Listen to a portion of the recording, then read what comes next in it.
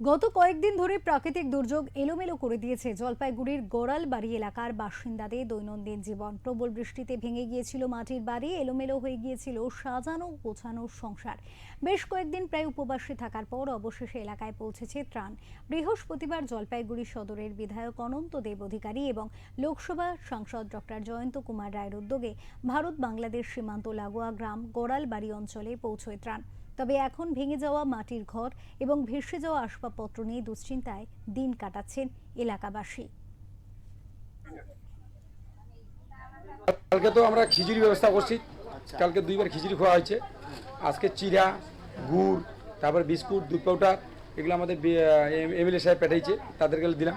Polythene দিচ্ছি, আর পানির drum আমাদের পার্টি থেকে দেওয়া হয়েছে, ছেলে পার্টি থেকে পানির ড্রাম বাড়ি বাড়ি পৌঁছায় দিচ্ছি। কালকে থেকে সবাইকে দিচ্ছি। কতগুলো পরিবার আছে এখানে? এখানে মোটামুটি 100 উপরে পরিবার জলের নিচে আছে, এইগুলো পরিবারকে আমরা দিচ্ছি। কার তরফ থেকে দিচ্ছে?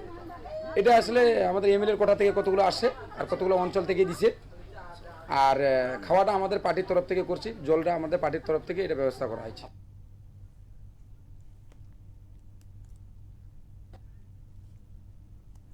এই মুহূর্তে আমরা কথা বলবো, আমাদের প্রতিনিধি রয়েছেন আমাদের সাথে উজ্জ্বল হোর। কথা বলবো উজ্জ্বলের সাথে, জানবো উজ্জ্বল, একেবারে মানুষ এই মুহূর্তে যথেষ্ট দুরবস্থার মধ্যে দিন কাটাচ্ছেন।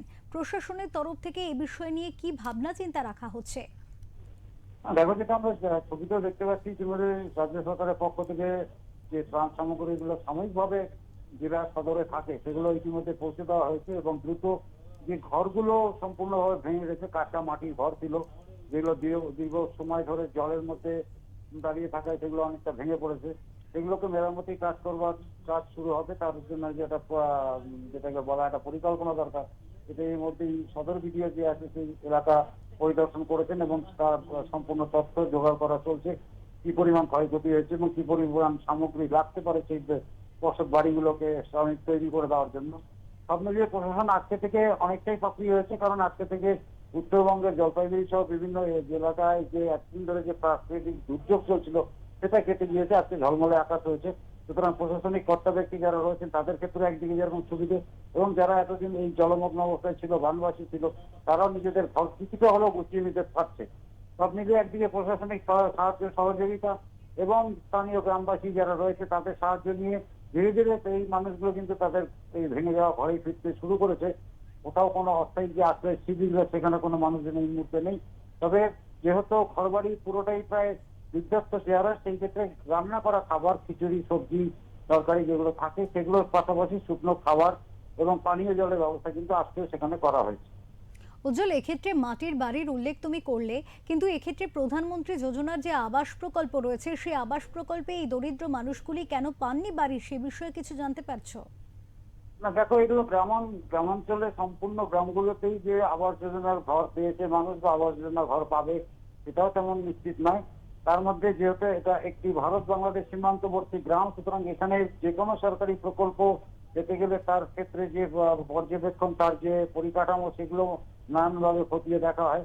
যে কারণে তারা জলমগ্ন হয়ে যাচ্ছে সেটাও কিন্তু সীমান্তবর্তী গ্রামের কারণেই। সেখানে একটি বড় কালভার্ট রয়েছে, যে কালভার্টটির নিচ দিয়ে যে জল যায় সেখানে গ্রিল দুপাশে কিন্তু গ্রিল দিয়ে আটকে রাখা হয়। যে এই কারণে আটকে রাখা হয় শুকনো সময় যাতে সেখান থেকে মানব পাচার না হয়, মানুষ ওপার বাংলায় চলে যেতে না পারে। এবার বর্ষার সময় বিভিন্ন আবর্জনা সেই গ্রিলে আটকে যাওয়ায় একদিকে জল খুলে ওঠে এবং ডুবে যায় এই গ্রামগুলো। সুতরাং সব ক্ষেত্রেই একটা সমস্যা রয়ে থাকে সীমান্তবর্তী গ্রামে। তবে ইতিমধ্যেই সার্ভের কাজ শুরু হয়েছে এবং যাদের বাড়িঘর ক্ষতিগ্রস্ত হয়েছে তাদের দ্রুত সেই বাড়িঘর মেরামত করে দেওয়ার বা নতুন করে তৈরি করবার পরিকল্পনা যেরকম হয়েছে, এবং যারা যারা এই আবাস যোজনার ঘর সেখানে পেতে পারে তাদেরও তালিকা তৈরি করা হচ্ছে বলে স্থানীয় প্রশাসন সূত্রে আমরা জানতে পেরেছি। অনেক ধন্যবাদ উজ্জ্বল, অনেক ধন্যবাদ তোমাকে। আমাদের সাথে ছিলেন উজ্জ্বল হোর এবং তিনি যেমনটা জানালেন এই বানভাসী পরিস্থিতিতে মানুষের পাশে দাঁড়িয়েছেন। সেখানে প্রশাসনিক তরফ থেকে সাময়িকভাবে যে সাহায্যের প্রয়োজন সে সাহায্যের হাত বাড়িয়ে দেওয়া হয়েছে, সাহায্য করা হচ্ছে তাদের। ইতিমধ্যে কিন্তু আবহাওয়া অনেকটাই ঠিক হওয়ার কারণে রোদ ঝলমলে পরিবেশ রয়েছে এবং সে কারণে ধীরে ধীরে বানভাসী মানুষগুলি তাদের ভেসে যাওয়া বাড়িঘরে সেখানে ফিরছেন। তবে বাড়িঘরের অবস্থা যেহেতু অনেকটাই ভঙ্গুর, ভেঙে পড়েছেন, সেক্ষেত্রে সরকার আগামী দিনে কি উদ্যোগ নেন তাদের জন্য সেদিকেই সকলের নজর থাকছে।